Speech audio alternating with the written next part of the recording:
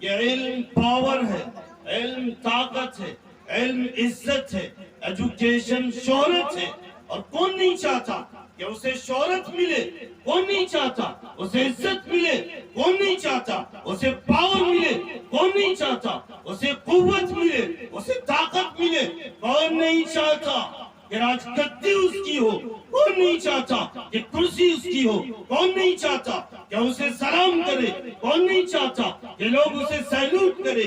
کون نہیں چاہتا؟ اور کوئی چاہتا ہے۔ اس لیے آپ چاہتے ہیں عزت، اگر آپ شہرت چاہتے ہیں، اگر آپ راج گدی چاہتے ہیں، اگر آپ عزت چاہتے ہیں، اگر آپ ناموری چاہتے ہیں، تو یاد رکھیے کہ یہ تمام چیزیں آپ کو ملیں گی، لیکن علم حاصل کرنا پڑے گا، علم حاصل کرنا پڑے گا۔ علم طاقت ہے، علم عزت ہے، علم شہرت ہے، علم قوت ہے، علم تمام چیزیں ہیں۔ اس لیے آج یہاں سے ایک میسج لے کے اٹھیے کہ گھروں میں فاقہ ہوگا، برداشت کریں گے، لیکن اپنے بچوں کو پڑھائیں گے۔ ایک وقت کی روٹی نہیں کھائیں گے، یہ تو ہو سکتا ہے، لیکن ہمارا بچہ ان پڑھ رہے یہ نہیں ہو سکتا۔ ہم پیٹ پہ پتھر باندھے یہ ہو سکتا ہے، لیکن بچہ پڑھا لکھا نہیں رہے یہ نہیں ہو سکتا۔ ایک وقت چولہا نہیں جلے یہ ہو سکتا ہے، لیکن یہ نہیں ہو سکتا کہ برمتر کا بچہ پڑھا نہیں ہو اور دین کے تعلق سے نہ آشنا ہو، نہ بلد ہو، ایسا نہیں ہو سکتا۔ یہ تو ہو سکتا ہے کہ ہم ان کو پڑھانے کے لیے بے شمار مصیبتوں کو جھیلیں گے، ان کو پڑھانے کے لیے بے شمار تکالیف اٹھائیں گے، یہ ہو سکتا ہے، لیکن یہ نہیں ہو سکتا کہ عیش و آرام میں پڑھ کے اپنے بچوں کو علم سے دور کر دیں گے، عیش و آرام میں پڑھ کے دنیا کی دولت بٹورنے میں اور دنیا کی ہرس میں لگ کے، تما میں لگ کے، لالچ میں لگ کے ہم اپنے بچوں سے علم چھین لیں گے، انہیں جاہل بنا دیں گے اور انہیں ان کے نام جہالت کر دیں گے۔ ایسا کبھی نہیں ہو سکتا، اور مسلمانوں کے لیے ایسا ہونا بھی نہیں چاہیے۔ مسلمانوں کو یہ بات زیب نہیں دیتی، مسلمانوں کو یہ بات، مسلمانوں کے لیے یہ گوارا نہیں کہ مسلمان تمام چیز کرے، بلڈنگ بنائے اور عمارتیں بنائے اور گھر چمکائے اور لباس بہترین پہنے، پوشاک بہترین پہنے اور تمام چیزوں میں پیسے صرف کرے اور اپنی اولاد پہ پڑھنے کے لیے پیسے صرف نہیں کرے، یہ نہیں ہو سکتا۔ بلڈنگ ہے، دولت ہے، شہرت ہے، اب دیکھیے تمام چیزیں ہیں، لیکن افسوس جو علم ہونا چاہیے تھا، جو دین کا نالج ہونا چاہیے تھا، دین کی جو جانکاری ہونی چاہیے تھی، اس طور پہ بچہ ہوتا کہ قرآن پڑھتا صبح میں اپنے گھروں میں اور اس کا گھر جنت بنا ہوتا۔ آج اگر میں پوچھوں کہ اس پرموتر میں کتنا گھر ایسا ہے جہاں قرآن کی تلاوت فجر کے بعد ہوتی ہے، تو میں یقین کے ساتھ کہہ سکتا ہوں کہ شاید ایک دو گھر نکل آئے، شاید وہ بھی شک کے ساتھ ایک دو گھر نکل آئے۔ یہ ہماری کیفیت آج ہو چکی ہے، ہماری کنڈیشن اور حالت یہ ہو چکی ہے، ہم ایسے چوراہے پہ کھڑے ہو چکے ہیں کہ آج جب ہمارے بچے دین سے نابلد ہیں، دین سے ناشنا ہے، وہ قرآن پڑھتے نہیں، قرآن سے عشق نہیں، قرآن سے لگاؤ نہیں، قرآن سے تعلق نہیں، قرآن کو سمجھتے نہیں، تو پھر قرآن کے لیے فجر بعد وقت کیوں دیں؟ فجر بعد بیدار کیوں ہوں گے؟ اور یقیناً آپ نے پابند کیا ہوتا قرآن پڑھنے کا، آپ نے قرآن پڑھایا ہوتا، قرآن کے لیے ان کے وقت کو فارغ کیا ہوتا، قرآن پڑھنے کے لیے ان کے اوپر روپے پیسے خرچ کیے ہوتے، کتابیں دیے ہوتے، فیس دیے ہوتے، تو پھر یاد رکھیے وہی بچے بیدار ہوتے صبح پہلے اور قرآن کی تلاوت کرتے، گھر جنت بنا ہوتا۔ آج گھر قبرستان بنا ہوتا ہے، قبرستان۔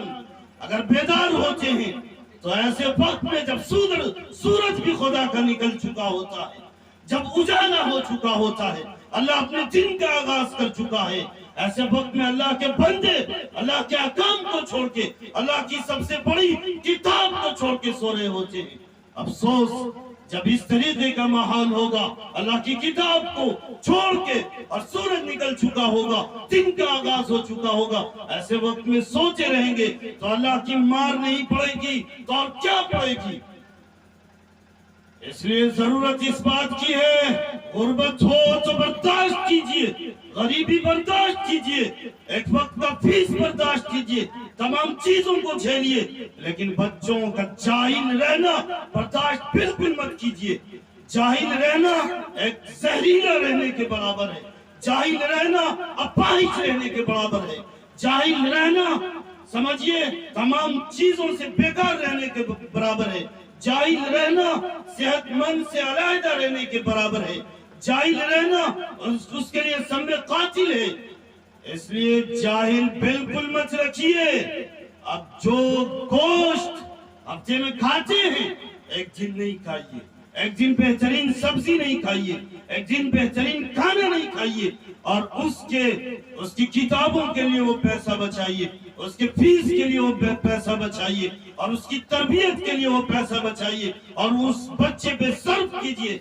अगर आपने ऐसा कर लिया तो इनकलाब आएगा आपके घरों से, और आपके घर से वो इनकलाब आपके मुआशरे में आएगा, आपकी बस्ती में आएगा, और पूरे प्रमोटर को चमका के रख देगा।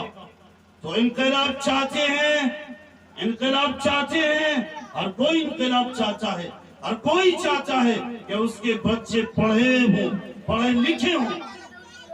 हुज़ूर पाक सल्लल्लाहु अलैहि वसल्लम एक जगह फरमाते हैं कि जहालत मौत है, फरमाते जहालत मौत है, दूसरी जगह फरमाते जहालत मौत से भी बदतर है।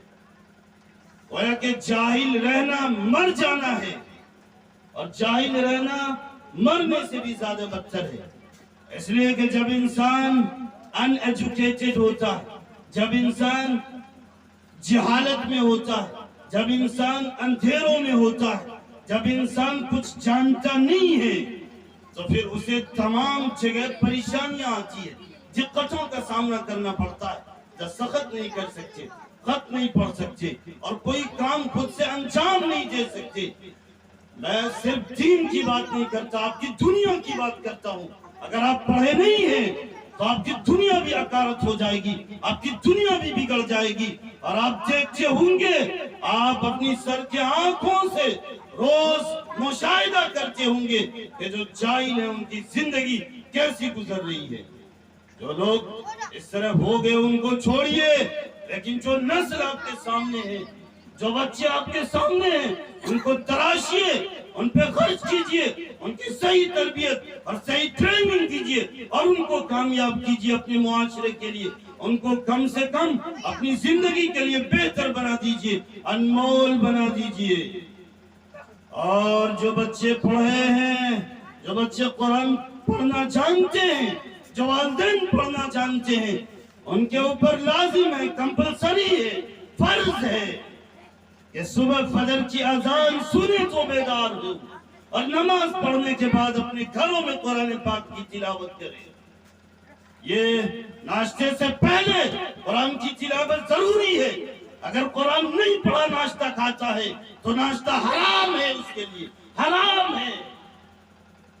ये एक नजरिया लेके उठिए, ये एक सोच लेके उठिए, ये एक फिक्र लेके उठिए कि घर में कुरान की तिलावत नहीं हुई तो नाश्ता नहीं बनेगा, घर में कुरान की तिलावत नहीं हुई तो फिर कोई काम नहीं होगा। पहले घर में कुरान की तिलावत होगी, उसके बाद कोई काम होगा।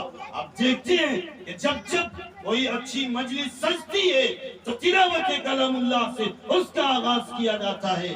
यकीनन आपका घर भी वही मकाम रखता है, आपका घर भी वही हैसियत रखता है।